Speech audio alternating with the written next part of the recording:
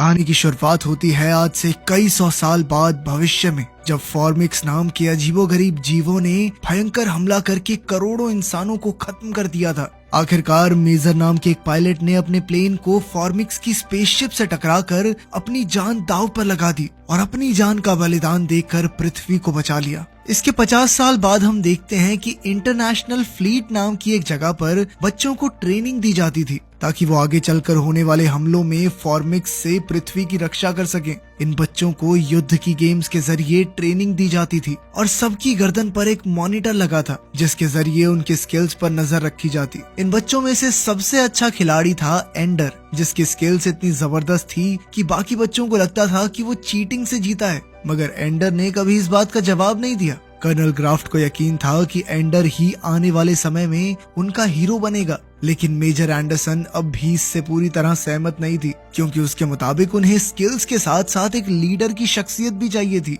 फिर एक दिन एंडर को मॉनिटर निकालने के लिए लैब में बुलाया गया, जिसका मतलब ये था कि उसका प्रोग्राम पूरा हो गया था। इस सर्जरी में उसे काफी दर्द हुआ, पर जैसे ही वो लैब से बाहर आया तो उससे जलने वाले बच्चों ने उसे घेर लिया और उस पर चीटिंग का इल्जाम लगाकर उसे पीटने लगे। अब एंडर की गर्दन पर मॉनिटर नहीं था, इसीलिए वो खुद का बचाव करने से पीछे नहीं हटा। उसने इन बच्चों के लीडर को अच्छा मजा चखाया, जिससे बाकी बच्चे डरकर खुद ही पीछे हट गए। इधर ग्राफ और एंडरसन अब भी कैमरास के जरिए ये सब देख रहे थे और ग्राफ एंडर के फैसले से काफी खुश था। आखिरकार जब एंडर घर लौटा तो उसने अपनी बहन वैलेंटाइन को पूरी बात बताई।